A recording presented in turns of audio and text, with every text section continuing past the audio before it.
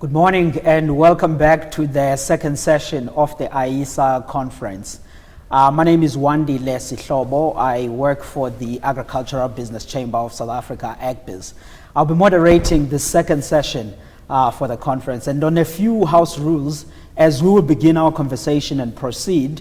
You can send your questions to the speakers in the chat box. All of those will be relayed to me, and then I'll be able to ask each of our speakers. I have a solid panel here, and we will be reflecting on the impact of the pandemic on South Africa's food supply and also just generally agricultural conditions. But we will also look into the recent unrest to say, from a perspective of the agricultural economists, how has those unrests actually affected this sector, and where are we at this point, and also how do we position agriculture in South Africa in the entire growth story going forward. And in my panel today, I have on the far right that side, Dr. Tracy Davis. Many of you might know her. She works for the Bureau for Food and Agricultural Policy. That's BFAP. And Tracy, for many years, has been with the University of Pretoria, and many people on the call are familiar with her research work, which is empirically focused, and today she will be joining us on that. Next to Tracy, we have Ndate Bonga Msomi. He is the Chief Director for National Extension Services within the Department of Agriculture, Land Reform and Rural Development. And next to Ndate Msomi, we have Lofi Brand. He's with ABSA Bank. He is a senior manager there, responsible part of the agribusiness unit. And next to him, we have Dr. Sfiso Ndombela. You might know him from the National Agricultural Marketing Council, and he does some wonderful writing for various newspapers in South Africa. And obviously before that, he has done a lot of work also within academic space. And next to me, the man from the Cape has come to Pretoria. This is Rico Basson. He is a managing director for Vinpro. That's the largest organization of the wine producers in South Africa. So we are very glad that he's also able to fly up to Pretoria to join us live on the studio. Now, Tracy, let's begin with you.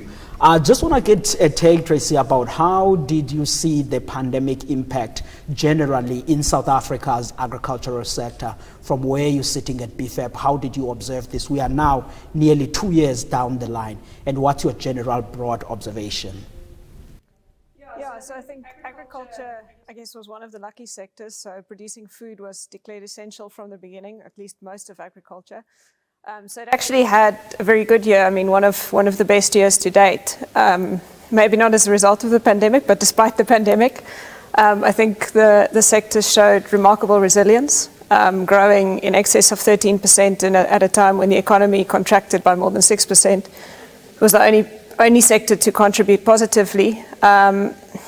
Saying that, I think you have to acknowledge that within agriculture there's great diversity, right? So there were sectors that benefited from exchange rate dynamics, changing demand patterns, some of which can be attributed to COVID. Some of them just performed well because the weather was great and also benefited from years of investment into expansion, into using the right technology, etc. But then, if you look at a sector like citrus, for instance, produced the biggest export crop to date, but then had to get it out at the height of lockdown restrictions. So it's not to say that there was no challenges, but I think there the sector can be commended. I think the way it came together, stakeholders across the value chain at different points, how they worked together to sort out these challenges, to overcome the bottlenecks, things like port congestion, to get that crop out efficiently. But then, others, there's others that found it not so easy. The non-food sectors, for instance, fibers, flowers, and beverages, wine. I mean, wine was one of the sectors that was hardest hit, multiple rounds of trade restrictions, massive stock build-up, which will have lasting impacts for the sector. But I think I'll leave Rico to speak about that a bit later. Thank you for that, Dr. Tracy Davis. And Sfiso, you look at trade.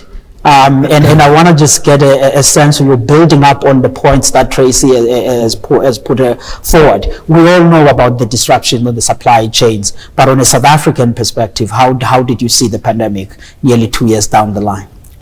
Yeah, I think as Tracy has mentioned, that because the sector is very diverse, from the trade perspective, I think some of the regulation that we put in place to ensure that you maintain as many, you sort of cause as minimal disturbance in terms of the trade supply as possibly you can.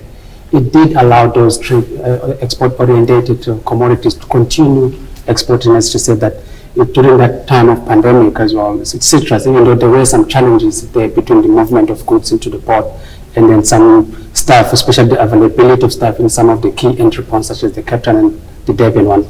But in overall, we saw the South African trade export, South African export on agricultural commodities continuing to rise even in the last day where we've hit the new levels of it. But even those commodities that we rely on, which are get to be imported, though there were some challenges like in the rice and wheat were at the source of where we source those commodities. But when they got into our shores, there was some sort of a level of readiness, at least from the government side, to ensure that that trade supply doesn't get to be interrupted.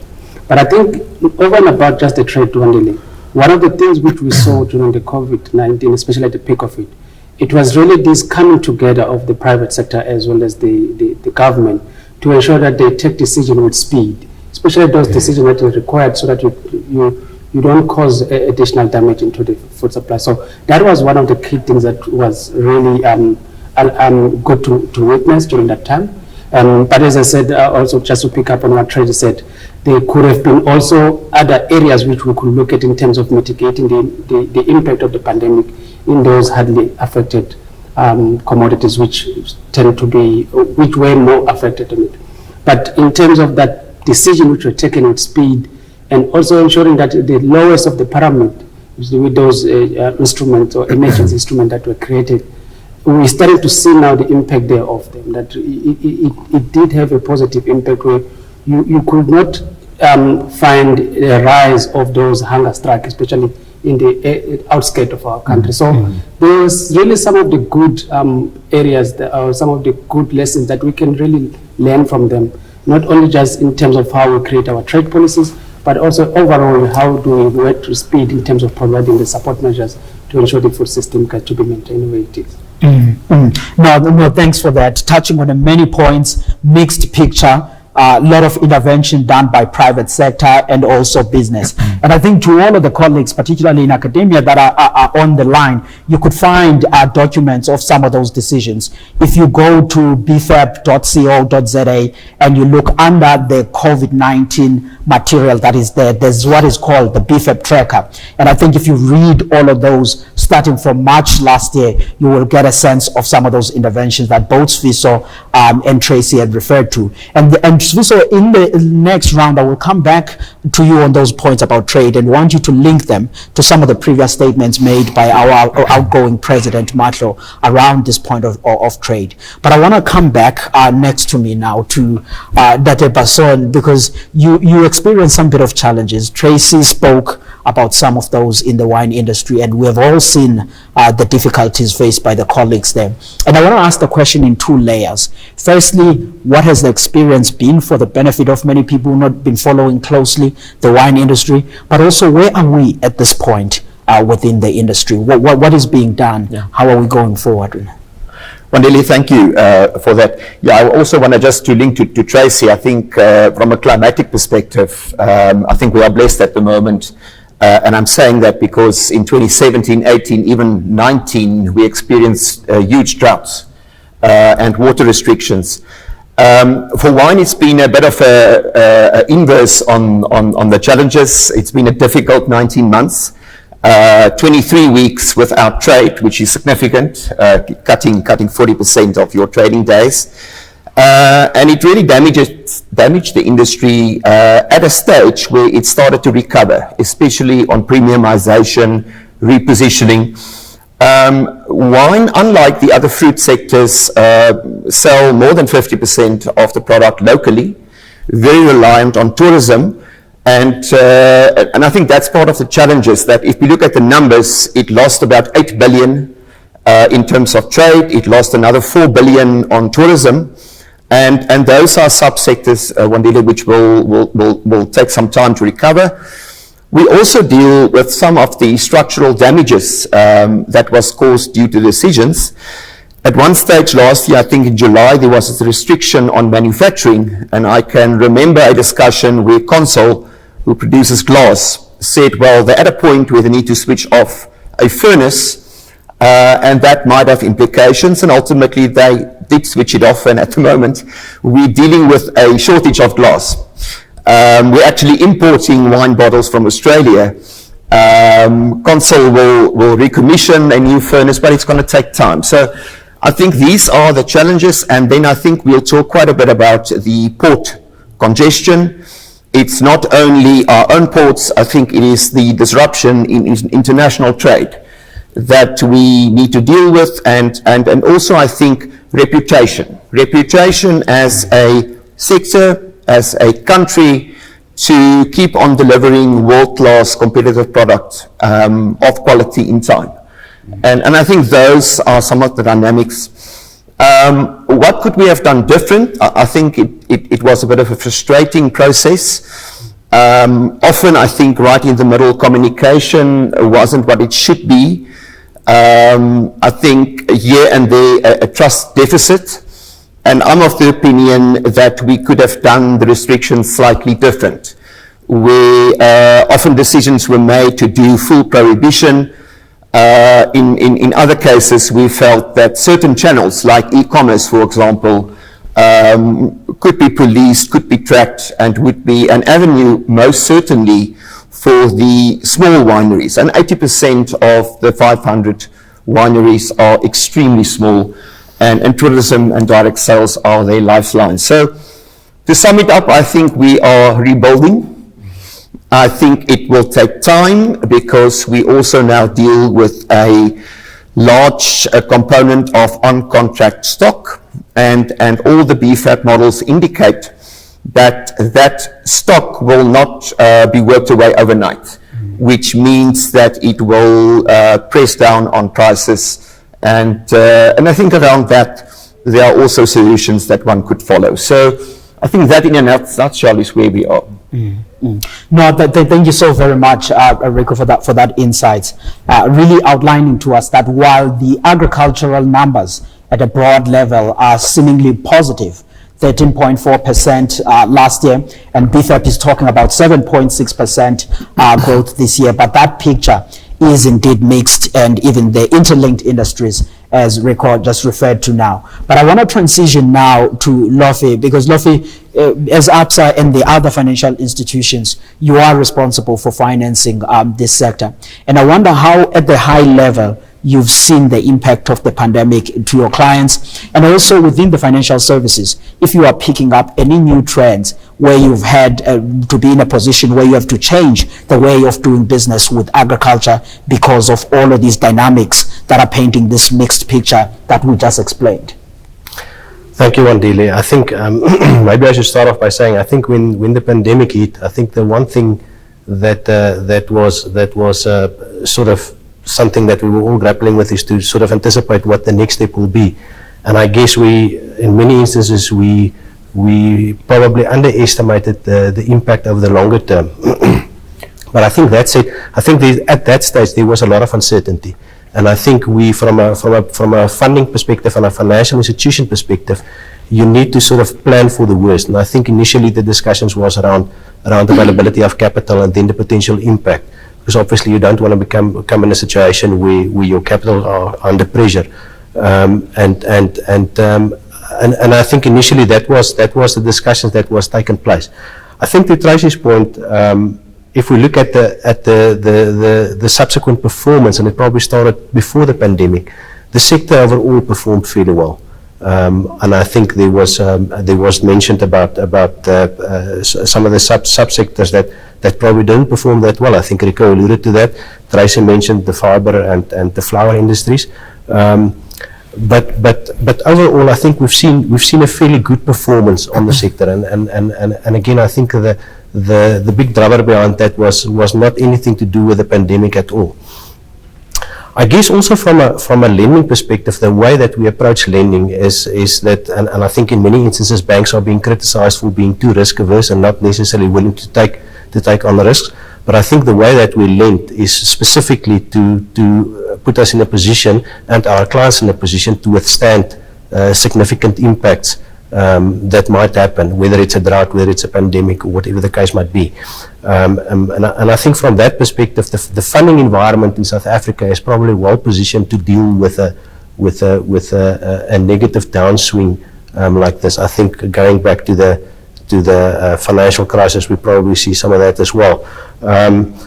I think from a next steps perspective, the one thing that for us is and I want to use the word concerning, is we're entering into a new season. We see prices are fairly high, but the one thing that we've picked up is the significant rise in input costs, and I think we can expect that margins. Last year was a year with extremely good margins in many of our subsectors, and we will probably see a situation where some of those margins are coming under pressure as a result of the significant increases in this input cost, and I think that's something that we need to keep an eye out for. No, thank you so much for that, Lofi. And I think in the next round, some of the things I will bring back to you, Lofi, is around the whole story of development and about how do we think about funding that is needed there. There's discussion about blended finance and the other instruments, but that's on the second round. And I want to now to transition to Ndadem Somi, because Ndadem Somi, you've heard the story that has been explained. Picture is mixed. Rico and the colleagues experience really difficulties under this pandemic. But in addition to that, there are those that were in the floriculture sector. There are those who are in the tobacco sector. But interestingly, when you intervened in your policy response to the pandemic, as the department now broadly, we saw that the department perhaps deployed some bit of capital, just over R1 billion, to supporting a particular component of the farmers. But we perhaps maybe from where we're sitting didn't see much push to those targeted industries that we saw experiencing some challenges. So I want to ask you the question in two ways. Firstly, to take us through your thinking about how you made that decisions on the trade-offs, as well as to say for industries that are under strain, like the wine industry now that is rebuilding. Do you think is there any possibility of some capital to come in and assist those colleagues? Oh, thank you very much, Wendy. And actually, indeed, when the pandemic hit us, it was quite a territory that we are all very much afraid of. We are afraid of the virus. I remember we met with the minister at the ARC, and where we made a recommendation to cabinet that we should keep the agriculture open so that we can keep food flowing to feed the nation. And indeed, the minister went on and made an announcement that there was going to be an intervention of 1.2 billion, and then this 1.2 billion, there was 100 billion that was actually going to support the commercial sector. And amazingly, in that time, we're looking at wool and wine, but what has happened is that there's been a low uptick. We are now refocusing that, because only about 10% of that amount, 10 million, was used. Is sitting with the land bank. So want to see, so what I'm trying to say to answer you, that amount is available for 90 million, which can actually assist the subsectors like floriculture, wool and wine. It's just maybe the issue of the communication that we didn't have at that moment. But indeed, when we also had this, we as extensionists were planned to go and celebrate one of the biggest export in citrus, which was going to China. But obviously, when the pandemic hit out in May, we couldn't go. But this just shows that the agricultural industry was actually going ahead, and we had food, we had sufficient food. Although in the beginning there was this panic buying, and then the prices escalated. There are those that has not gone down, like garlic is still very expensive and the like, but people have also moved to more healthy eating and the like. But but we did have a sector that is still recovering, the smallholder sector, because their output market, we had a banning on the informal sector, informal market. They were not able to trade. So that is the sector. That's why the intervention of government was more closely. Remember that when we advertised for a smallholder, we had about 55,000 applications, and then we processed about 15,000. which were given up to 50,000. The money is still available. The issue that we had was the issue that some couldn't be able to prove that they were smallholders in terms of record keeping, but it's what we are working with the Extension Service to assist farmers in that respect. Thank you. No, thanks, Mr. Msoni. I had to answer that question because there's been discussions and questions as to whether your decision was political on supporting those farmers, or were you following science? And those are things that we needed you to clarify. And you mentioned about some couple of millions that are available for distressed industries, and I guess that's the conversation you might have to have with RECO after this session on the sideline, because if then we will need to know more about those details as the industry is on its rebuilding phase and it needs whatever oxygen that could be possible in there. But I want to, before going back to Tracy, to stick next to you, to the bankers, Lofi, because Lofi, one of the things here, I want to hear a little bit more information on the issue of your distressed clients, or you didn't really, and even if you are now speaking not particularly for ABSA, but in general as a bank, as a banking industry, are you experiencing and seeing any large number of distressed clients as a result of this, particularly from industries like the wine, tobacco, floriculture, and to a certain extent, even those that had the drought issues in Northern Cape, southern parts of the Eastern Cape during this period of the past 2 years? Yeah, thanks, Wandile. Look, I think when it comes to distressed clients, you get the ones that you can, where there's potential to recover, and then you get the ones where there's probably very little or no potential to recover. So from a funding perspective, and specifically from ABSA's perspective, what we did is the subsectors that was impacted by the pandemic is to identify the specific clients that was impacted and have a look at these specific situations, and then make a distinction between potentially clients that was under pressure before the pandemic, and then clients that became under pressure as a result of the pandemic, and treat them as such. I think from a broader perspective in dealing with the stress clients, I think that's one thing that we've been managed to do fairly good at ABSA,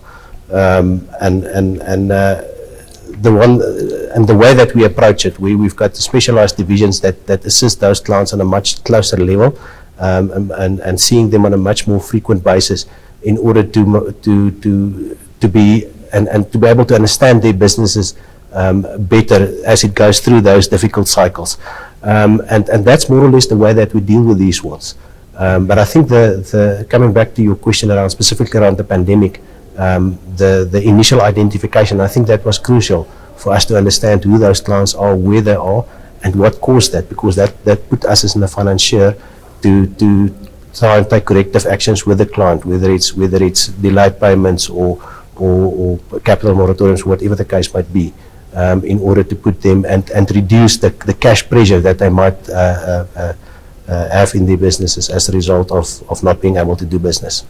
Thank you so much, Lofi, on that. I know that online we have a number of colleagues that have also been doing a bit of work on understanding the impact of the pandemic.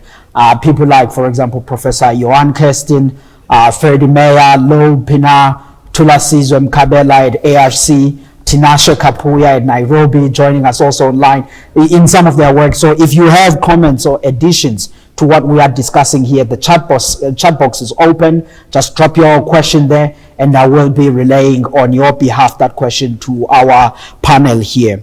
But I want to move now to Tracy. Tracy, you heard what Lofi is saying about the financial conditions within agriculture. I've heard what you mentioned about the growth story going forward.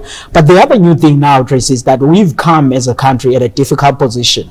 Unemployment is rising. Economic growth nationally is really slowing. We are in a bigger slump. And the numbers that seem positive at this point is also really base effect and mining and the stuff. And as a result of that, and other forces that the president has called insurrection, his words, have resulted to a number of things in KZN and Gauteng, where we've seen looting and stuff. And I think that has driven now the question of saying what sectors can actually assist in driving employment, driving economic condition, and agriculture is part of those. So from an agricultural economics perspective, how are you seeing our sector helping us in recovering in boosting growth going forward? Where are the options? Where are the sweet spot? What should Mr. Msomi and his colleagues in department, when they think about policy, do? Give him some bit of choices. Yeah, I think there's a lot to discuss here. I think, if you see where the sector is at, the reality is many of those factors are short-term factors. Things like the weather, which has been great. We've had the biggest summer crop 2 years in a row now.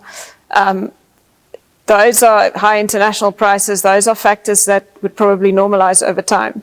So if we look to the medium term, there's preconditions and things that we have to put in place that can really enable us to accelerate growth. I think there is a lot of potential. I think the sector has immense potential to accelerate growth. But things like the policy environment, just a stable, conducive policy environment for investment to occur. I think much of what we've seen in the last few years is the result of investment over the past 5 to 10 years. So if we want that investment to drive growth to continue, we need to make sure that environment is conducive to it. Things like infrastructure, and again, that has many aspects to it. I think water infrastructure, now that the weather's looking better, maybe it's not been at the top of the radar as much, but it's critical. And if we want to drive growth, particularly in our intensive sectors, which are labor intensive, which would also help in creating employment, water is a critical aspect. But then likewise also your logistics infrastructure, ports, railways, getting more efficiency through our ports, getting our transport costs inland down and more efficient. There's a lot to be said for that. And I think general service delivery, I think at a municipal level, water, electricity, those safety, security, those kind of aspects. But then also service delivery with respect to things like animal health, like port services, like inspection services that enable trade, negotiations of better trade agreements. All of that also has a critical role. I think the reality is that if we're really going to drive growth, we need to look to export markets. It's not all going to happen locally. So, of course, we need to look at opportunities to add value, locally to your ag processing sectors, etc. But we need to look beyond our own borders, and we need to widen market access, etc., to enable that. And then, of course, the last one, on our side, specific to South Africa, again, is inclusivity. So we need to make sure that growth is inclusive, and that we also support transformation. And what do we need to put in place in terms of support, etc., to really do that sustainably in the long run? Thanks, Tracy, for that. Before I come to Rico to dive down into saying how is the wine industry thinking about growth, I want to first touch off by Sfiso, because during the unrest, the food sector came into the spotlight. We saw a couple of things being done, and conditions neutralized. And I wonder if the agricultural economists that the NAMC and government assisted in that thinking, or Sfiso, were we just lucky? What really happened? What some of the other views that from an agricultural economics perspective you all put forward to assist in policy and programs and the response that we saw in KZN and Gauteng? Yeah, I think it wasn't necessarily like it's per se, and I don't think it's also us in the agriculture economists who can take all full credit. Babu Msomi will remember the time when we were meeting just after the unrest broke out. And I think also credit should go to the security cluster of the country, and the speed in which they were able to assist us during the planning and putting the measures in place to circumvent the situation where the food supply chain will totally collapse. So allocating security forces in the high spot zone assisted. But I think also, again, there's two things I just want to mention around that part, Wandile. I think the first one, just to, again, go back in terms of the speed in which the certain policies and regulation had to be amended to allow even big corporations to work with the security cluster to ensure hotspot areas are covered and the food system is implemented. But over and above just amending those regulations, the actual willingness of all actors within the sector, both private and government side, willingness to actually implement those regulations at a time when it was needed. I think those were really the key things that made the situation to be less catastrophic as it was potentially could have been. But if I can borrow on the words from the presidential address from Dr. Matlo earlier on, where he spoke also in terms when we design these policies or we design these regulations or these programs, to also have a back at mind in terms of the support that also looks specifically into the SMMEs. During that period, and it's also two things, also the collection thereof of information from the SMEs that are outside of the commercial and the big businesses, which we often focus on, and I think institutions like Cressy tend to help us very well in terms of collecting that information. But the other layer of the players at the medium and the small players, we tend to have a little understanding in terms of how they operate. And in our engagement post the unrest, where we visited and trying to quantify the damage caused so that we can be able to report to those authorities that we're designing policies and we're designing programs that can assist them financially to rebuild their companies.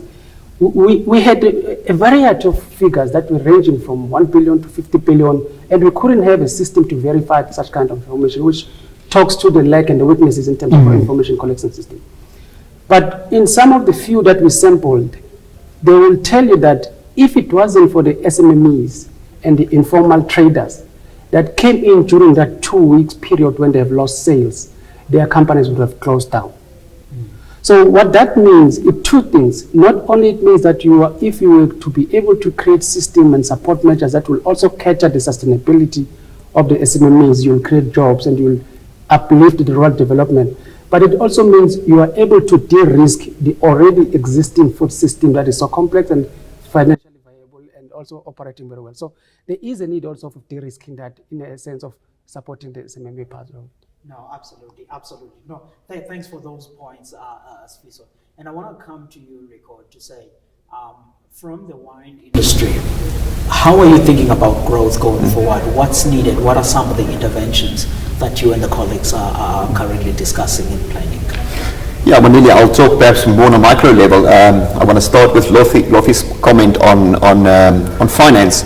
When you have a sector like wine and the disruption, it's almost like pressing the reset button, because suddenly 40% of the cash flow is not coming to the fore. So you really need some level of risk appetite, and we'll get to this, but I think the role of the land bank, I need to mention, is critical.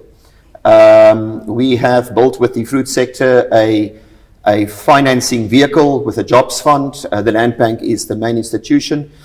And that is the kind of agency that you need to stabilize the SMEs. And in my case, we've got more than 100 black enterprises, and they are severely hurt because they cannot sustain this level of risk that we get. From a growth perspective, I think often the wine sector is either classified as alcohol or agriculture. It is actually both.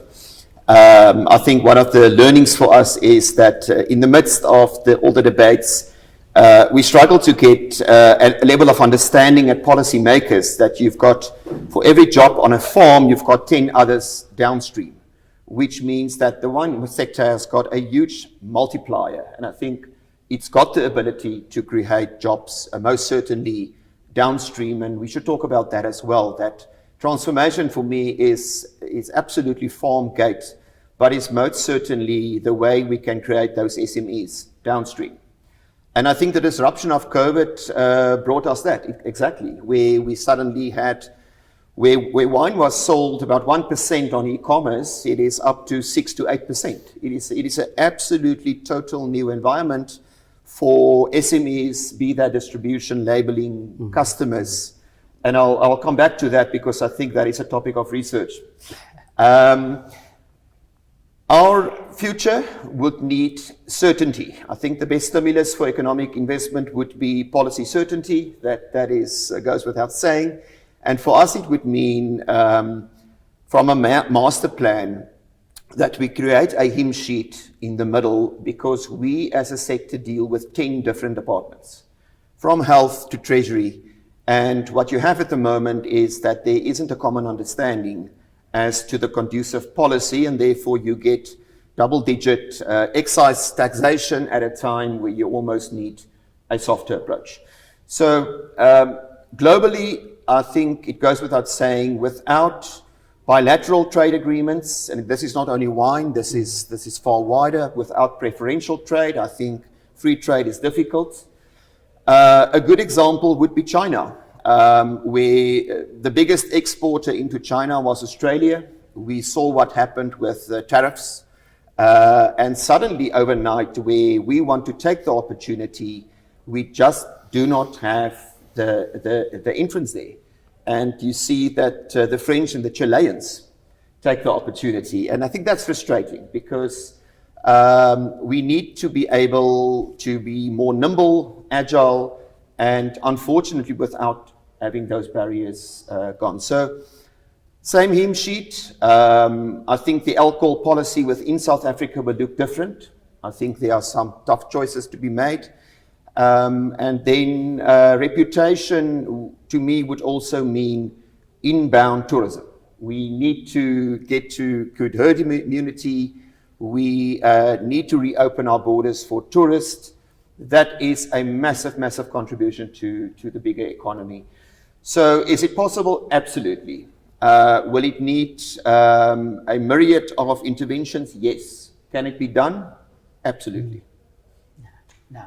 Thank you so very much, Rico, for that point. So yes, a lot of possibilities that are there, but all of this discussion also take us back to the key theme of our president around about trade, which is a big issue. And I appreciate the point that Rico mentions also about to say, how do the various departments work together in ensuring that they are all for the same agenda, which is the growth and job creation in this point in the country. And Lovi, I want to again come back before going before I go to Mr. Msomi, to you to say, I mean, listening to all of this discussion that is happening and the need to go forward in as far as growth, and also knowing that within South Africa's agricultural finance space, we've had the challenges such as the land bank, which one can categorize that they've left a bit of a hole in the system with their difficulties that they are facing now. So speaking generally with you guys as a bank, or just generally as the financing sector, to say, how are you thinking about this going forward? What new instruments are coming in? Is it blended finance? What else can people expect? And how is the financial services thinking innovatively or about supporting growth in agriculture? Yeah, Wandile, I think a lot has been said about the land bank and the role that the land bank is supposed to play. Did the land bank, or are the land bank leaving a gap? Definitely.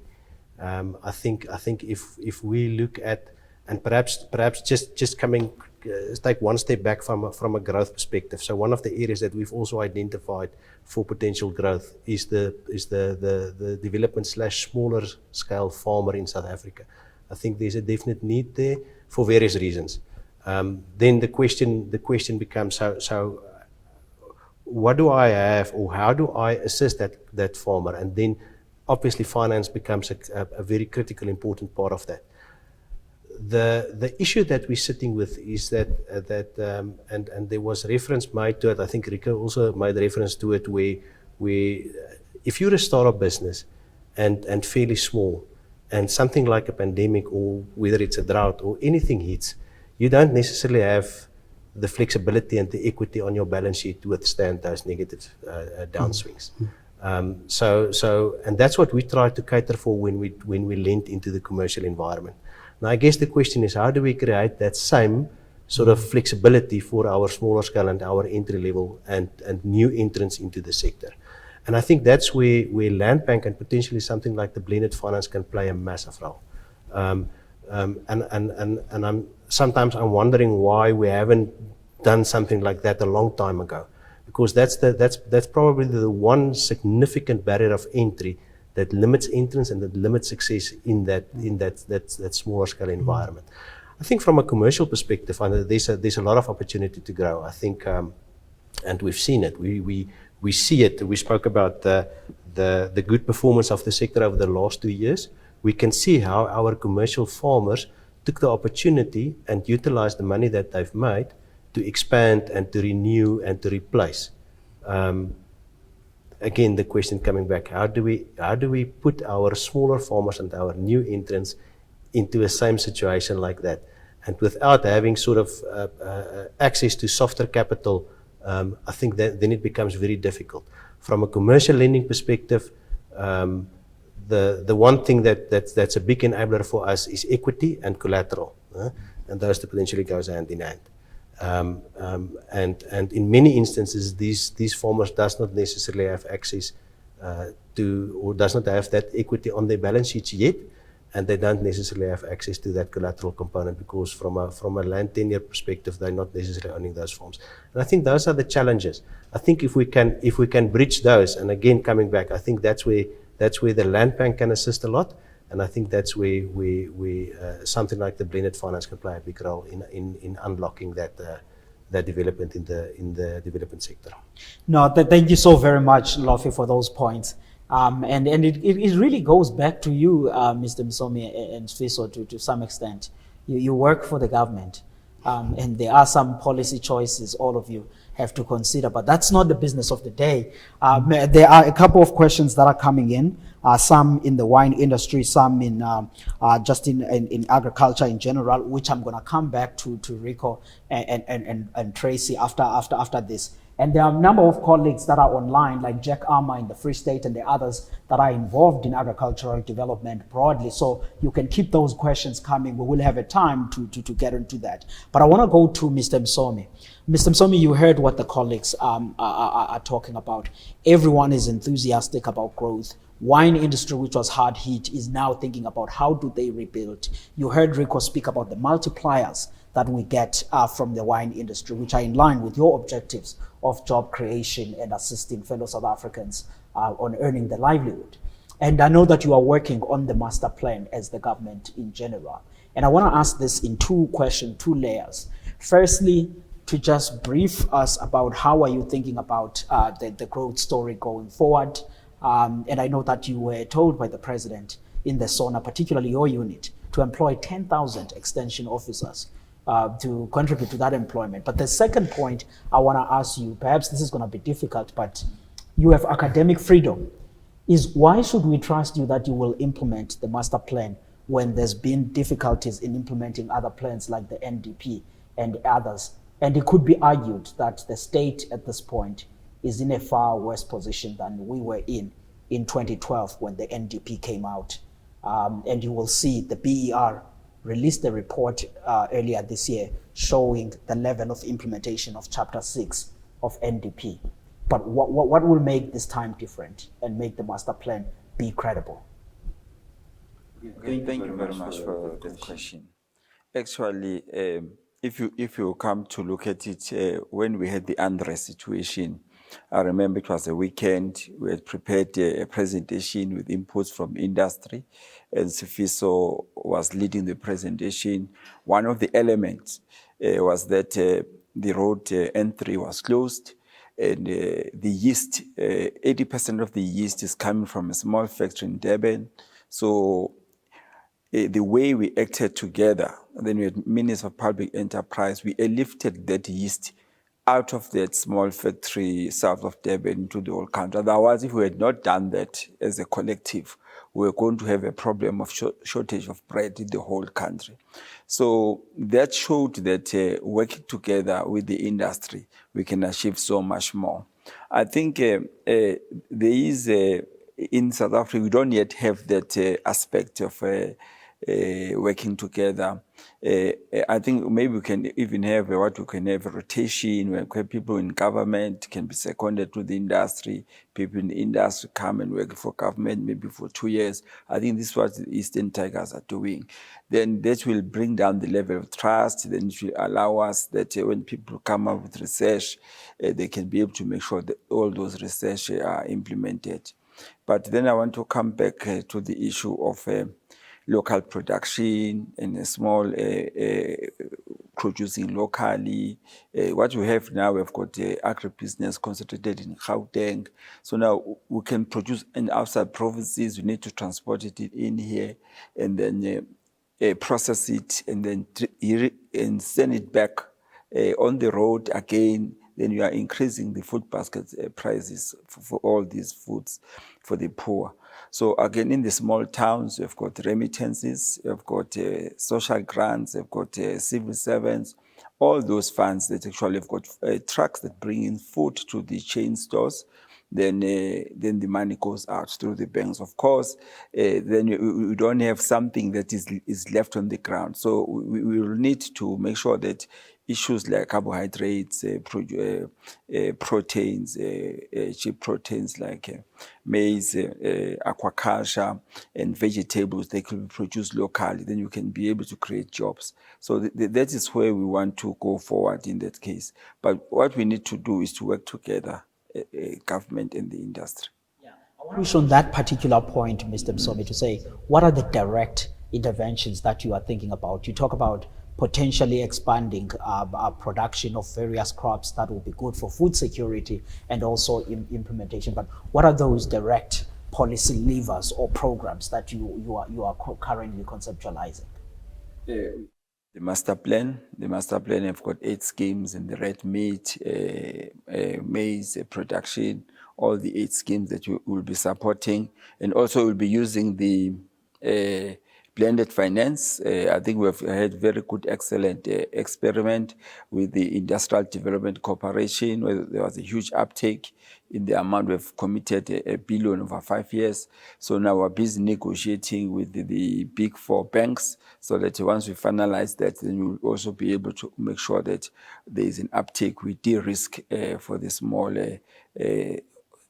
farmers, smallholder farmers.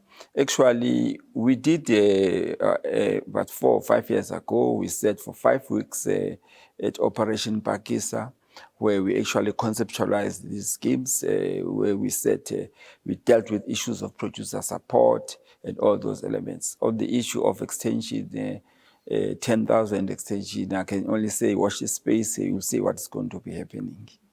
There's a lot of students that are also joining us online.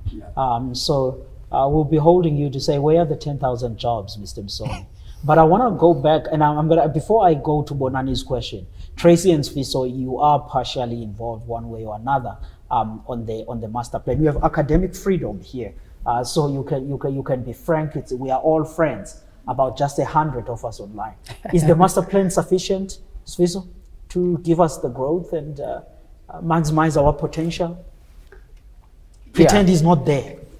Yeah, the government and the industry, because I'm surrounded by the two. Yes. It is dependent on me. I think one of the key things, perhaps maybe let me start it this way. When you look at South Africa's international obligations that we tend to sign these treaties, either you're looking at the Agenda 2063 in the African continent or the CADEP, the targets and the commitment of each country, it's very clear what needs to be done to transform and drive growth and inclusive growth, as well as investment of the African states. But this is not only just the South African problem, it's a continental problem. Domesticating those targets and those aspirational goals into the domestic policies tend to be a very milky when you start to track it in that form.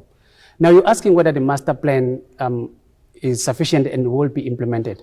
I think first of all, you realize that we still not haven't even completed the master plan itself. So it's important to understand that. Right. And Rico mentioned something very important earlier on, the trust deficit amongst the players within the agricultural space. And I think what will depends in terms of which there's very good signs, and all the players are really working very hard to compete. And I think it's almost coming to an end. There's very good sign of that.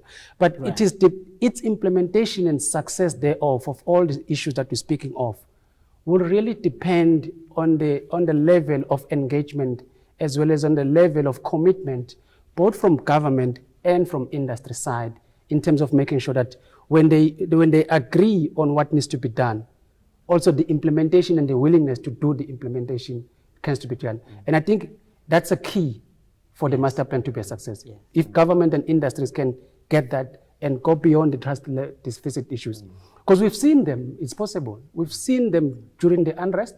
We've seen them during the heart of COVID, that they are capable of going beyond it. And we're hoping we will build for that success to ensure the master plan becomes a success. Okay. Improving communication and strengthening cooperation, an important part that we should all be thinking about as we talk about the master plan. Dr. Tracy Davis, do you look like you have a different view on this issue? Am I reading your face correctly? I like this academic freedom that you're giving. Yeah, Wandile, I think Sifiso said a lot of it. I mean, on the one hand, you have the trust deficit that Rico mentioned, but on the other hand, you have the pandemic, the unrest, and one of the key factors that we're taking out of that was how successful how we were able to overcome challenges when we really took hands and worked together. And I think, the master plan's not completed, as Sifiso rightly said, it's still in process. I guess what makes it different is the co-creation aspect, I think, is an attempt to harness that working together that we've seen can be a success, and it hasn't always been there. But, if you're honest, if we look back a few years from now and say, is the master plan sufficient? We've had a lot of good plans. Is the master plan, it will come down to implementation. And if we look back a few years from now, those actions, I think there's a lot of good been done, a lot of research, a lot of very solid actions that have been identified that need to be taken. But if we look back in a few years' time, it's all just going to come down to how well we implement it. Tracy, there's an important question coming from Professor Danny Jordan. But before I go to that, I want a quick question from you, answer from you, Mr. Msomi, because there's one of our academics, Lopina from BFEP, is asking you, when will the farmer register be finalized and published? And you may recall that in May, when you deployed capital to those groupings of farmers in support of COVID, you also made a statement as the government that you will also be collecting this data and publish it. When can we expect that? Yes, thank you. We do have about 100,000 in the farmer register now. Remember that we have an estimate of 300,000 smallholders, so we've got 100,000 of those, but we have also captured subsistence farmers. But remember, we're also coming up with new categories of farmers that will be gazetting as soon as the policy on comprehensive producer demand support is approved by cabinet. So we will have household subsistence smallholders, and we've decided to use an element of a turnover instead of because some farmers might have big farms, but what we're using is the turnover of a farmer over a period of 2 years. Then you can categorize the farmer. Then we have medium scale commercial, we have commercial farmers, then we also have mega producers like ZZ2 that are the big farmers. So Minister will be actually very soon, we'll be launching the farmer register, and then it's going to be, I think what has been a problem are these pandemics that have been coming about, but once we have those, then we'll be able to say a farmer is ready, but we couldn't even say when we announced the assistance for the pandemic, say only farmers that are in the farmer register will be assisted. We had to open it up because not everybody had that opportunity. Yes. No, then Lopina, you heard your answer. You very soon it will be up. I can tell you that. Professor Yanni Jordan is asking here an important question, and I will throw this to the whole panel, so any of you can pick from this question. What he's asking is, it would be great just to hear whether the value chain, food value chain, or agriculture value chain in general in South Africa, is it systematically vulnerable, or were we, and I guess he's asking it also in the context of COVID as well as the recent unrest. Did we escape that because of lucky and coordination, or are we really having our value chains solid and are not exposed to some of these risks? I think to that question of vulnerability. And he adds on that question to say, what can private sector do to improve resilience of the sector on this end? And I mean, I know some, Tracy, you've done work on value chains, Sviso, you've done work on value chains, but this is a question for all the panels, if you could just quickly provide view onto that. Let's begin with you, Sfiso. Sure. Again, I don't think it was luck to escape those external shock we experienced. I think it was the agency and the better coordination. But I think we need to also give credit where it's due, also the agility of the farmers and the players within the industry to be able, when confronted with the difficult times, to find ways of coming up with a solution. So I think that played a critical role in ensuring, because we've seen this repeatedly, even during the worst drought that we have experienced 4 or 5 years ago. The food system, as much as it was affected, but the farmers find a way of ensuring that our food system continues to be the case. Can we do something to reduce the vulnerability and the risk into our current food system? Absolutely. I think there's certainly, not only just by the players themselves, but there's also a need, and this goes beyond just the agriculture sector policies, but I think also in terms of our municipalities, to create where most of our businesses and smallholder farmers operate, to create an enabling environment so that they can operate better in terms of the enabling infrastructure, in terms of the services that they require in those areas. And I think all that, it's a suite of intervention that are required to ensure we reduce the vulnerability part of our food system, but also ensuring that while we maintain the different kind of support data you need, those large and big farmers, but also ensure that you create a different support system, and Lofi has spoken about it very lengthily, in terms of also how you uplift the lowest pyramid of our farmers themselves, so that you de-risk that part of it. So I think around those areas, there's certainly a lot of work that can be done to somehow to ensure that the food system remains sustainable going forward. Right. Rico, you want to add onto this? Because you experience challenges, Console and the others. Yeah, not my perspective is slightly different, and I think it's the role of social dialogue, which is perhaps because if we look at what happened in certain towns, certain communities, there seemingly were vast difference. And I referred back to our own unrest in 2013, where we had huge labor unrest in our fruit sectors. And that was a huge shock to the system, lots of introspection, and from that way forward, we created a myriad of social dialogue platforms between labor, between industry, between government, on different levels, not only for labor, but to have an open communication flow amongst partners. And I think there is something within that as well, as to how at different tiers of government or different tiers of sectors, we should not forget about the dialogue and the importance of that without standing away from harsh realities. Rico, while you still have the floor, there's someone in the chat room, Moyo Babalola, who's asking if the wine industry has considered recycling of the bottles, and I guess it is in line with the earlier remarks you've made, and if you have, to what extent? Absolutely, yeah. So when I make the comment that there is a short supply of about 10% at the moment, that is already taking account of recycling. Obviously, when you look at large suppliers, we've got one fairly big one, who also manufactures wine, beer, cider, and other things. So yes, to the question, absolutely. Again, opportunity. There are one or two initiatives where other players are seeing a gap here to establish with foreign direct investment factories. So that's something to perhaps watch the space. How we get Lofi perhaps APSA on board and international funders. So again, out of the crisis, there are opportunities, but in the interim, one needs to look at that.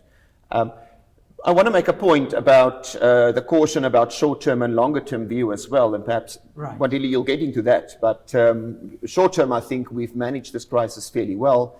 I do think there are learnings as to the magnitude of how we should reposition on a number of aspects, and we could perhaps come back to that when we talk about ports and logistics, which I believe we are underestimating or under-resourcing to fix from a master plan perspective.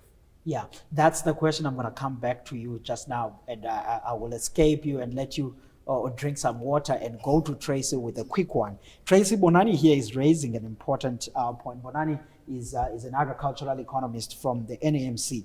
He's asking Tracy, what are we trying to go back to when we say we are rebuilding from the pandemic? Are we building a new way of the sector, or are we trying to go back to the pre-pandemic sector? What's your thinking onto that? Where are we going? What are we doing?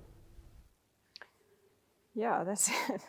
I mean, I don't think we ever want to go back, right? I mean, we've been through this now. It's, as Rico said, there's been some key learnings. I think maybe to touch also on Donnie's question, you know, it's such a complex sector. So I think one needs to take a step back and say, you know, from what we've been through, how we managed it, what did we do well, what did we not do well, and how do we build from here? I don't think one ever wants to say we need to specifically go back to what we had. We know there are issues. We know there are challenges. And I think we need to certainly move forward and build forward. But that's not to say that some aspects of what we had, it's not all bad, right? So there's definitely parts and things that one needs to rebuild. But then I think we should also acknowledge the diversity in the sector. I think Sifiso touched on it earlier with respect to risk. I think, you know, there's something to be said for big enterprises that are able to ride out crises and maybe can deal with it easier, can last longer when things get difficult. But then if there's one thing the pandemic showed us very early on is by how much we probably underestimate the role of the smaller players and the informal sector. So I think we need to be really critical in terms of designing support and building back both aspects, and to say, you know, across this value chain, across the range of diverse players, who needs what and how do we optimize and how do we improve the situation and get the maximum from all those diverse players in the value chain. I think there's place for all of them, and we need to enhance that. Absolutely. Focusing on a sector in its inclusive way, and all of these typologies that we do have in South Africa as agriculture being important. And I'm going to move in the next a few minutes or so into those long-term thinking about what should we be focusing on to drive long-term growth in the sector. But one quick question that is coming up from the audience before I move there is coming from Jack Armour. Dr. Jack Armour is with Free State Agriculture, and is coming to you, Mr. Msomi. He's wondering if are you modernizing enough about the e-learning or e-extension services, or are you still sort of trying to understand the environment? He's asking for what's the extent of the e-extension services that you are exploring or thinking about. And I guess this links back to Professor Ed Mabaya's wonderful presentation that he provided us here. If you were to link back to what Ed was saying, as well as your context in the South African side of saying what's your e-extension services appetite, and what are you doing in that area? Well, thank you very much for that question. Actually, we had gone a very long, we had an extension suite online that was supporting our 2,500 extension practitioners that we have in the country. With this new cohort that I said we'll be bringing in, we'll be deploying them in the villages amongst the tribal authorities. So for that, we'll have to rely on e-learning tools so that they can link up with the world, so that they can actually be able to support the farmers. So that is the way to go now. Then also, and to make sure that they can also link up with their farmers so that they can be able to give them inputs and the like. So we like to make sure also there's an ARC tool that also assists, so that they can also, our extension practitioners on the ground that you'll be employing, we should be part of the cohort of the 10,000. So we are going to be giving them tools to make sure that the thing becomes possible. That's the way to go, of course. You are the chief director at a national level, so we'll take your word that you are modernizing, and we will be looking at you, Mr. Msomi. Before I move to that long-term stuff, Leander Lowe is posing a question for you, Lofi. And her question is, what role can commercial banks and impact funders play in blended financing models to provide access to SMMEs to better financing opportunities? And she's cognizant of the collateral issues and she's asking, do commercial banks see their role increasing in it and stuff? And I guess it links back to some of the points that you have made previously, but she's looking forward, just before we move on. So I think, let me start off and say commercial banks do have a role to play, because currently, and I think we discussed that, if the commercial banks does not fulfill a funding role in that environment, it doesn't seem that anybody else is going to be able to do it. Yes. And some of our, what we call agricultural cooperatives, for instance, they might play a role there, but they're also getting their money from commercial banks. So to a certain extent, yes, there is a bit of a de-risking component if the development funding is being done through one of the agricultural cooperatives or agribusinesses, but definitely a big role for the banks to play, and that's why we're actively involved in blended finance and trying to get it up and running, and trying to roll it out on behalf of government. So, and coming back to the collateral point, as I referred to it earlier, it is important. But from a commercial bank's perspective, we're also looking at alternatives as how we can get around it in some instances. And I think the blended finance, where you've got soft funding together with commercial funding, will typically, to a certain extent, be able to de-risk some of these projects. And that will allow commercial money to also be utilized in that. Yes. No, thank you so very much, Lofi, for that point.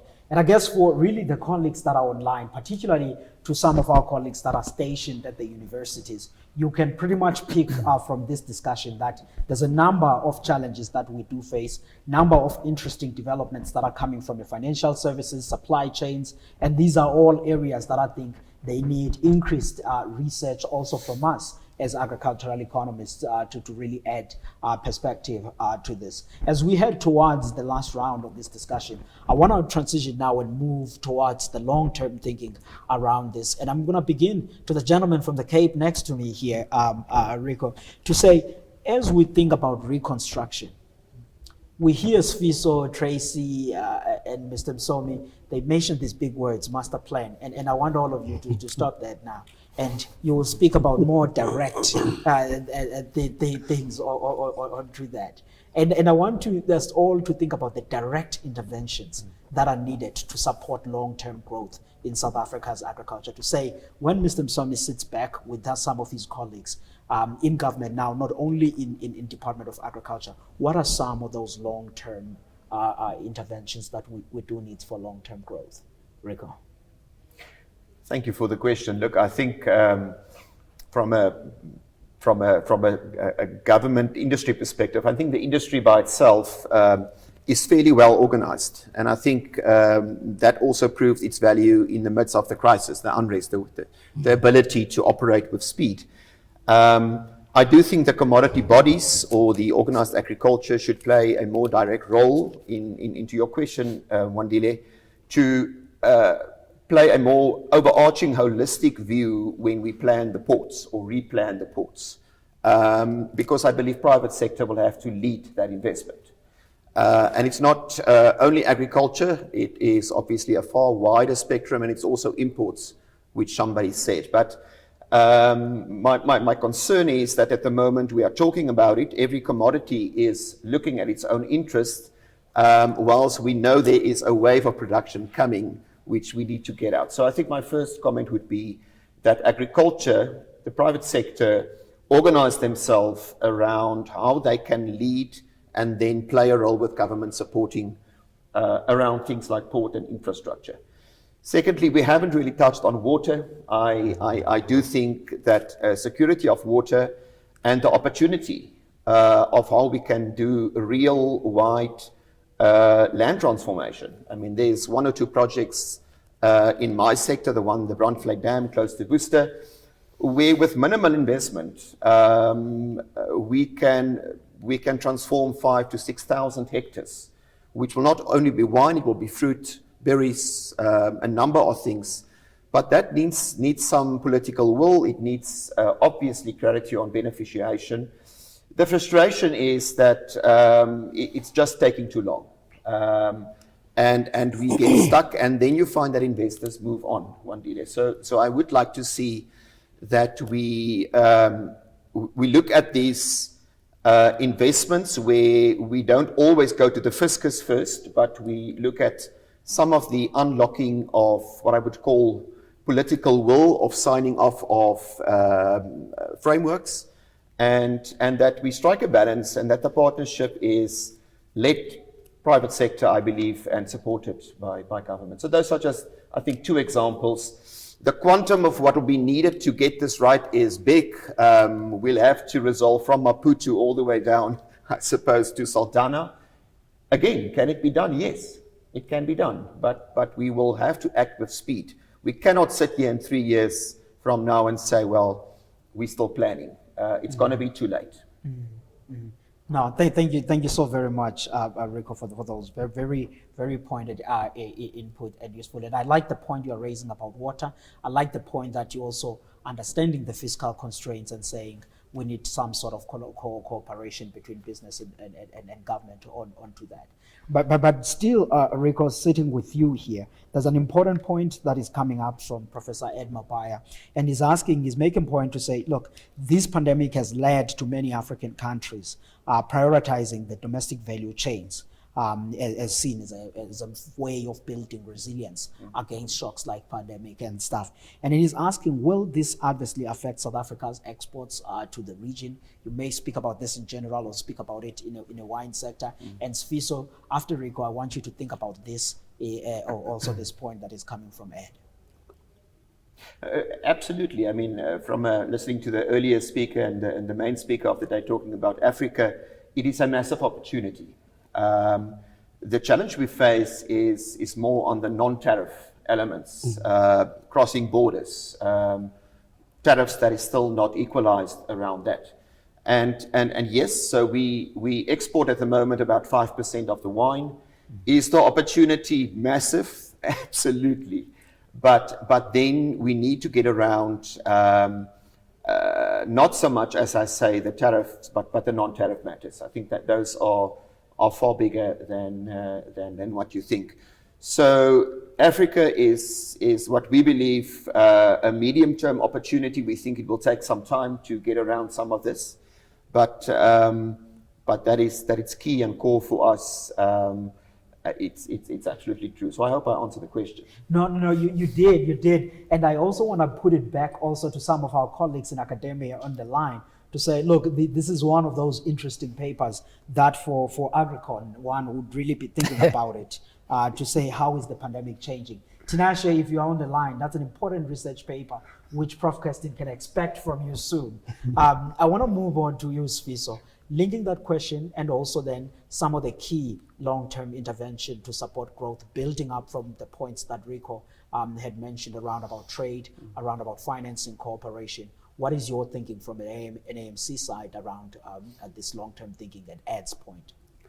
I think to a number of my colleagues, also our CEO on the call, what we often discuss about at the NMC, and I think one of the common things that tends to happen even in our engagement with the industries, for long-term growth, I think for the last 27 years, the industry growth has been very much also reliant on efficiency gains, technology and other things. And I think to unlock new growth, we have to be also very much honest and deliberate in dealing with the structural constraints that affect the long-term growth for South Africa. We do know some of the infrastructure location which is critical for our food system might have not put in the best place to serve the country with the dynamics that we have.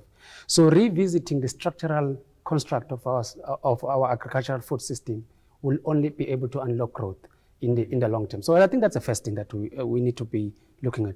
I think the second thing for me, which we often talk about, is the implementation. Yeah. And perhaps maybe going forward even to the new management of AEASA, because most of the people that are supposed to make those implementation decisions are members of AEASA. In government, in provinces, in industries, they are members of AEASA and economics. So I think also the professional bill that is coming up from the department could be able to assist us, because how do we put accountability to those that we want them to make, that are in the position to make those decisions, to start implementing the policies we speak of. Yeah. So I think that would be the second thing which depending how we deal with it, will to be able to help us unlock the long-term growth. The third one, which I fully agree with Rico, is the social dialogues. Yes. But I will expand that social dialogues to also not only just the social dialogues that tend to deal with communication and trust deficit amongst the communities, labor and business and government, but also include social and economic dialogues to say also, how do we improve managerial and entrepreneurial skills so that all those communities can play a much more meaningful and active role into the economic and access business opportunities. We also talk to skills and others. So for me, those are the three things I think if we can be able to focus our attention and efforts on it, we stand a better chance. Even this master plan, which you rightfully said, moderator, let's stop talking about it now and go implement it. Yes. No. Thanks for that. And I think the point you're making about saying a number of people that are tasked for implementing this plan are actually some of the AEASA members, which are also on the call with us. So, colleagues, implementation on your task. So that's an important point. And before I come back to Lofi, and I want to jump Lofi a little bit and go to Datem Sobe, because Professor Andre Oster at the University of Pretoria is raising an important point here. And I think you have to think about it along with some of these long-term, very specific interventions that we are thinking about. Professor Joster's, Professor Andre Joster at University of Stellenbosch, my mistake. He's formerly the CEO of Potato SA.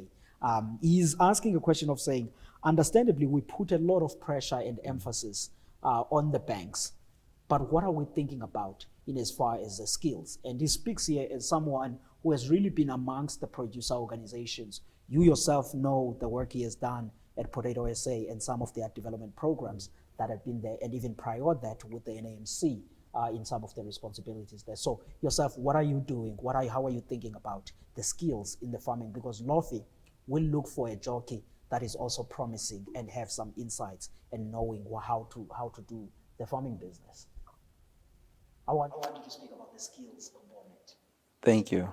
Thank you very much on that question. Remember that we're also responsible for the sector capacity.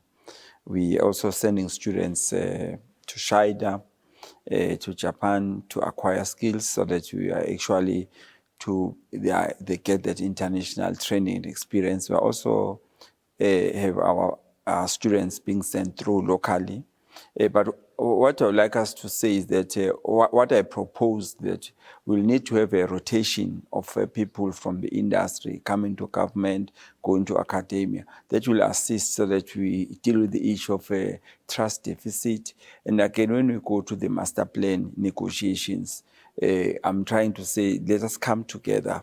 Let the industry, the academic, the academic mustn't say that's between industry and government. There are social partners who are saying, come in there, let us negotiate, tell us what you need us to change, and then that can assist us so that we also putting a lot of money in the NRF, that you can also determine which skills do you want us to actually determine. One of the issues that we have seen as a problem is the food systems challenge. We have got so much, but we produce enough, we export enough, but we do have a problem with people still remaining hungry in our country. So we need to deal with all those challenges. So we like to see research going to those here. Thanks. No, very comprehensive and useful. Thanks, Datem Somi. Tracy, I want to go to you. Long-term thinking. You do wonderful forecasts with BFAP on your baseline launch. So I want you to just take us through about what are those long-term interventions that you would like to see. Yeah, I think a lot of them, Wandile, has been mentioned already. I mean, I agree fully with Rico. I think one of infrastructure and specifically port infrastructure is one of the most important ones. And along with that, water. But I think that's been covered well. So maybe two more that I'll highlight from my side, and they do sort of touch on each other.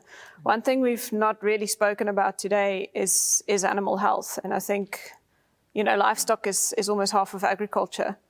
And if you think animal health, we have a veterinary strategy. If you think how much we can gain from implementing that fully, the growth potential in animal products in general, but something like red meat, we've already got it's already an inclusive sector. We've got a lot of the herd sitting with smaller producers. We've got a lot of scope for productivity gains. There's so much that we can benefit if we can get that one thing right. So I think that should certainly be a priority is the animal health front. That goes to some extent hand in hand. It maybe is not everything of it, but it also enables market access. And I think that's the other big thing that I want to touch on. So that's, again, across the spectrum. I think for a lot of commodities, it's important, but specifically our export-orientated ones as well. I mean, we're looking at our baseline now at 50% volume growth in exports just from the horticultural sector in the next 10 years. So along with the port infrastructure that Rico mentioned, that it also speaks to broader market access on the one hand, so really broadening the access into regions that are growing rapidly. And if we think, the last one that we've just got is citrus into the Philippines, for instance, took 12 years to get, and we really don't have that time anymore. So we need to accelerate that, we need to get it faster, but then hand in hand with that goes not only being able to access, but also favorable access. So, preferential agreements with respect to tariffs, more favorable protocols in terms of how we enter those markets. I think those are two very critical factors. Maybe I'll leave it with that for now. No, thank you so much, Tracy, on that. And I'm glad that there are agricultural economists that are actually involved in this work about the biosecurity task team, for example. Professor Johan Kirsten, for example, is one of the 5 team people that at a national level are involved with that important work, which has been an issue for a while. And I want to come back to you, Lofi, to say long-term thinking and those interventions, not necessarily now by the bank, just to add on the points that the colleagues that have made here, if they skipped any of the points that you're having in mind that you would like to see happening. Yeah, Wandile, I think the majority has been touched on. I think the things, and I know the theme is trade, but I think there's probably 1 or 2 other points that we also need to consider, and not necessarily in a specific order. I think Rico mentioned water. I think water is a big issue in South Africa. We need to consider how we're going to deal with water going forward, and the efficient use of water specifically. I think that's the one point that we need to that potentially needs to be considered. I think sustainability is a very broad term, and I know it's dangerous to use that word, but it is something that we need to consider and probably break it down into smaller chunks. And then another important factor that we've also seen starting to feature the last couple of years is the impact of climate change, and how do we deal with climate change from I would guess from a risk perspective within our own organizations, but then also as a country as a whole. I think there needs to be a lot of work done in order to determine what the impact of climate change will be over the longer term and how it will impact our ability to produce, because that obviously plays into our food systems as well. And then perhaps I think just the last point that I want to mention is the use of technology and data. Again, there's a lot of noise being heard around data and the use of data and technology, but I think we need to sit and apply our minds as businesses and potentially as farmers as well. So how do we apply the data to the benefit of the broader industry and the players within the industry? And if I say players within the industry, I refer specifically to farmers. So, and if I can use a bank as an example, how do I use data to the benefit of my client? And I think those are some of the things that we need to give some thought as well, because I think there's also efficiency gains that we can look at there. And I think if one look holistically at these things from a longer term perspective, that it all falls into that sort of that growth strategy. We won't be able to pursue that growth strategy unless we look at these points as well. Yeah. No, thank you so much, Lofi, on that. And while you still have the floor, there's an important question which is coming out of Stellenbosch. And Professor Dani Yorda is asking, could the panel comment on the need for proactive versus reactive risk management on strategic risk for the sector? You are in a finance, you deal with risk. Yeah, I think definitely. I think the first thing that we need to do is we need to I would say identify those risks, because coming back to climate change, for instance, specifically. So, and let me perhaps take one step back. So what we do in the financial environment is we will look at risks and we will try to model a 1 in 20 or a 1 in 25 year risk event and see what the impact will be on the bank's agri-lending book, for instance. And I would guess that all the banks will probably do a similar exercise. The question is, and coming back specifically to climate change, where we don't necessarily see a event, climate change can cause a specific short-term event, but how do we adapt and change and become more proactive to the longer-term impact of climate change? And I think that's one of the things that we need to consider. We talk about the east becoming wetter and the west becoming drier. Yes. So there's a longer-term risk play that happens there. How do we deal with it? And I think the only way to deal with that is coming back to having the necessary data and being able to model the potential impact of that. I think, but I think very important point, become more proactive than reactive, because I don't think you want to become reactive in a climate change environment. It's almost like the frog in the hot water situation. And I think that's what we need to try and avoid. Yes, yes. No, thanks, Lovie. I don't know if the audience can still see us. I see some people saying it's blank on their screen. I hope that our technical team has managed to get us back on. And we are nearly done with the time, but I cannot let all of you go without an important question. We're in academic settings. Yes, many people online are professors, lecturers, but we do have young researchers that are online, and they might want to know which areas they should focus more their research, because everyone wants to research something that at least could be applicable and improve the South Africa's agricultural sector. And I think from our side also, as agricultural economists, we want to see our work being more applicable in practice. So Rico, what would you like to see us researching? You had me think out of the box, so I thought about three things. I think firstly, we're dealing with shorter value chains, more direct value chains. And whilst that sounds good and well, it comes with a certain complexity. Sometimes regulations doesn't deal with that. I think from post-COVID, you will find that people buy more local. There might be some protectionism. So I would say one of the themes would be, what is looking at shorter value chains, what are some of those dynamics and what are the regulations? That's the first one. The second one, we speak a lot about technology, and there is a lot going around. I am not always sure that we do the cost-benefit analysis on technology. It is sometimes expensive. Andre Jooste asked the question about the HR or the skill level that goes with that. I think we're lacking. Often we do technology, but we don't realize that there's a certain competence that is needed.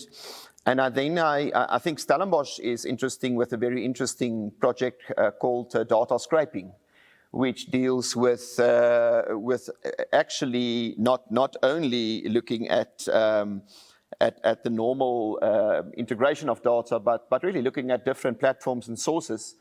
And I think that's a fascinating element. If you look at wineries in the US, 50% of them have got a dedicated data person in-house. I'm not sure we're at 5%. So data, that kind of concept, how we make it affordable, to me, is perhaps for now where I'll stop. Fantastic, fantastic. I hope the young researchers online are taking these points that Rico is putting up on point. Sfiso, help us with some key things that you are thinking about on research very quickly. Well, I spend a lot of my time on the trade side. So I think the two young economists out there, research around trade facilitation and capacity on trade facilitation in the country. But also in terms of trade within Africa, but not trade in commodities, but trade in service, in agricultural services. I think around those areas, it would be a very interesting research to read from the young economists. Fantastic, fantastic. Lovie, what should we be doing research for free about? I want to come back to my earlier points. I think the climate change issue, I think that's an important one. And then to Rico's point as well, data science, business analytics, I think those are some of the things that we need to give a bit of attention. There's a lot of data being generated by a number of players in this sector. And I guess we need to get to a point and understand how we're going to bring all of that together and utilize that to the benefit of the farmer. Fantastic, fantastic. And I guess the young researchers that are online, you might want to go back and ask Professor Ed Mabaya to help you with the underpinning paper for his wonderful research presentation earlier, because I do think that gives you a base about how to think about this digitalization point, because it keeps coming up in all of the panelists that have spoken. And I see that Somi nodding, and I want to move to him to say, from a government perspective, what are some of those areas where you think the research that could be done perhaps would be helpful for policy as well as implementation? I think our challenge is food systems. How do we stimulate local production and local consumption? I think that will be the area that you will really support. Thank you. Within the food system, on how do we stimulating local production and local consumption. You are all listening, and I do think that that point that is coming from that Somi, you can even think about it in research in line with what the UN food system and resilience is about. And I think one of the important resource to that point of Natem Somi is if you look at AGRA's 2021 Agricultural Status Report, which some of our fellow agricultural economists like Lula Matrab Ndibongo from Stellenbosch University was one of the lead authors into that report. It's available online, 2021 Africa Agriculture Status Report. It's online with that. Tracy, let me close with you. What should the young researchers be thinking about and writing seminar papers and thesis about? So you leave me for last when everyone's touched on all the points. Yeah, I think there's a few things, Wandile. I think, firstly, I think we should look at agriculture as a broad and complex value chain that it is, and we need to not focus only on one node of that. So I think if we think of competitiveness, it's a question of how competitive is that entire value chain, which of course is key to growing production, to facilitating trade, etc. But then I want to touch also maybe on the data side. So I think one side of it is the scraping, for instance, and technology that Rico mentioned. The other side of it is specifically from a South African perspective, and with us thinking about transformation and sustainability thereof, the reality is that informal sector, if I can call it that by lack of a better word, is we know so little about it. We don't even know where we're starting from. So from a data perspective, to just get that starting point right and get a broader base of information with respect to our smaller producers. We had the census, for instance, of the big commercial, the VAT registered producers, but a base of information about the smaller producers, which would then help us to get a roadmap in terms of how we go forward with transformation. No, thanks, Tracy, on that. And I guess the colleagues in government that are joining us online, some that have already left. I know we are a few minutes over our time. That Somi will relay the message that even funding in support of more detailed census of agricultural statistics, as Tracy makes the point, would also be helpful onto that point.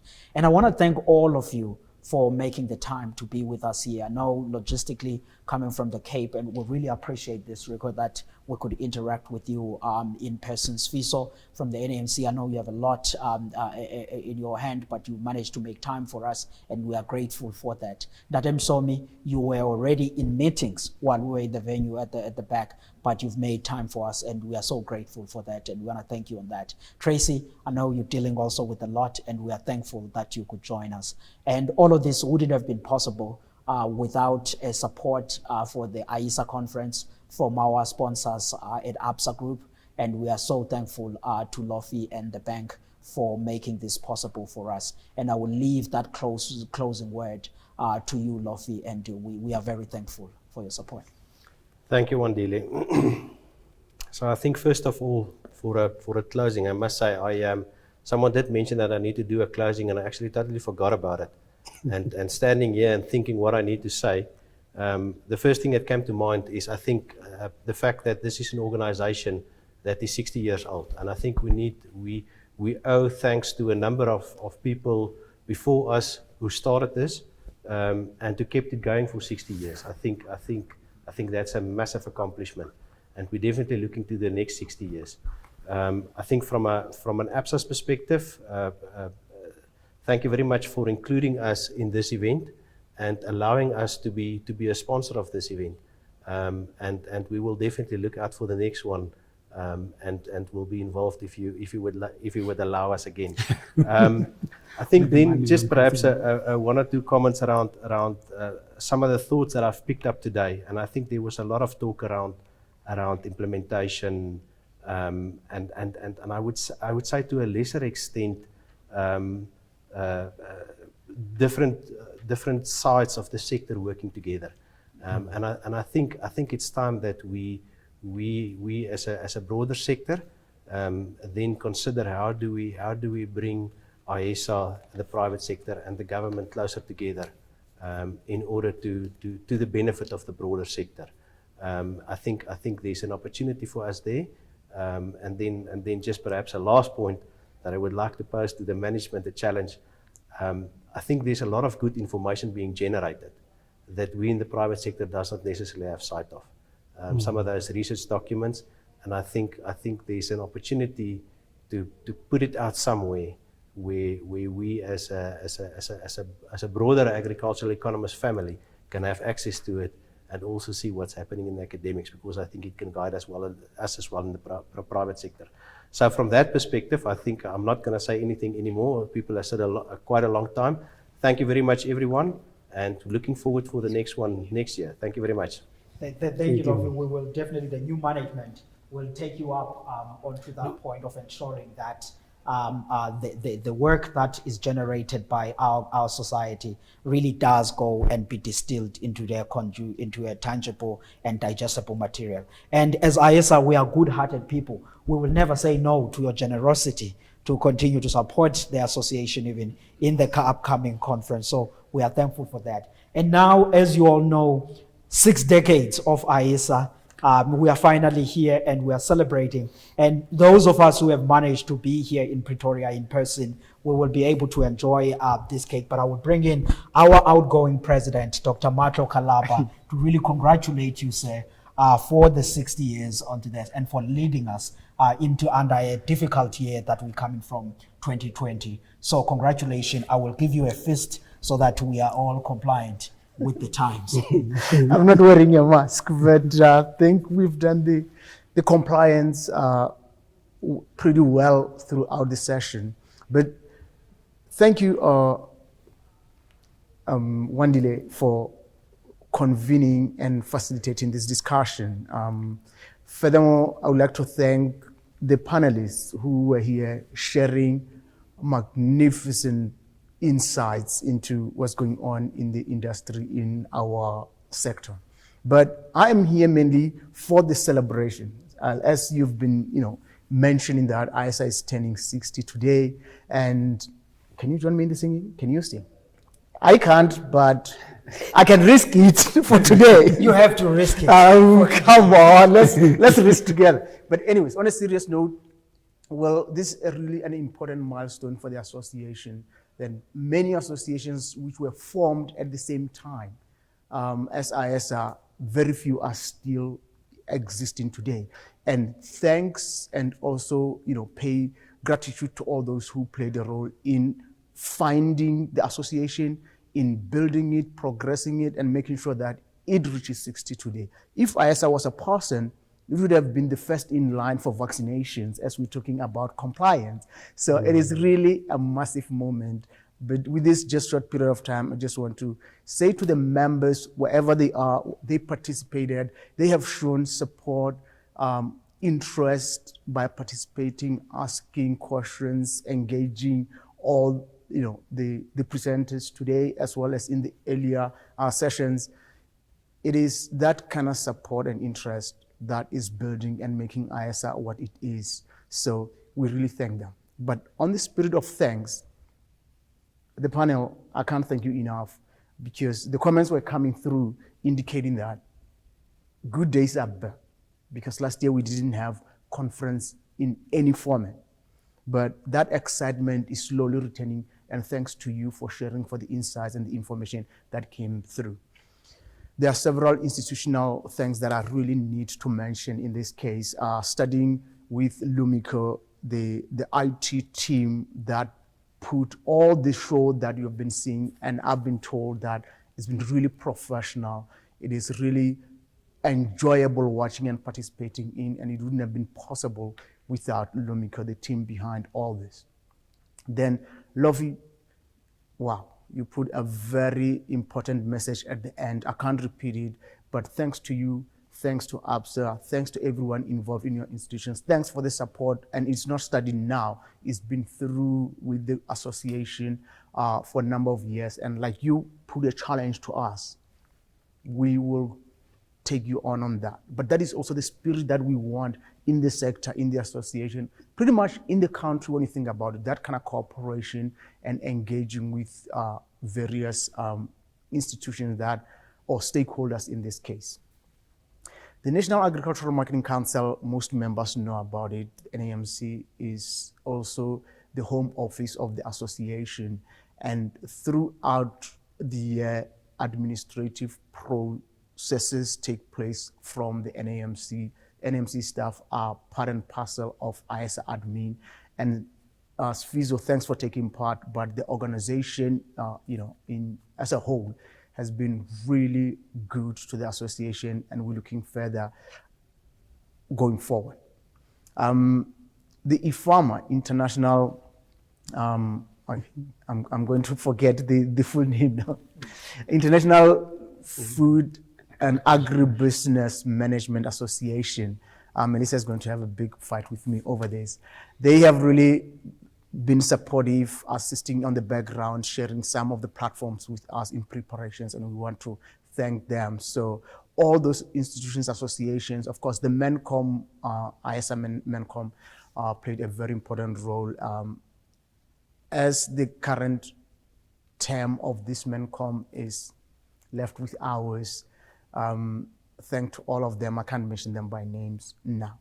But the names that I will mention is that of Petri as well as Isabel Marie from Lumiko, who, without them, this would have not happened, following up on the speakers, getting information that was necessary, putting all the kind of awareness and publicity for this conference to happen. So that was really helpful indeed.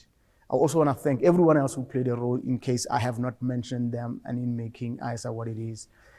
Just the parting messages that the platform is still open for just about 2 hours or less. So there will be like social networking lounge if people still have questions, but it will be more informal, but continue with the engagement. So please, if you still have time, you're available, engage those who are in the platform. And one final message just to the members to remind them that we have the annual general meeting, the AEASA AGM at 2 o'clock. So please get ready, get your snacks, and we have a show for you. And from that, we say, happy birthday, AEASA, happy birthday, LEFSA, happy birthday, AEASA, happy birthday to you. Yip, yip. Yes. 60 years and 60 more years to go. Thank you very much. And on that happy note, and continuing the conference in some form or the other, I would like to leave it here, and thank you.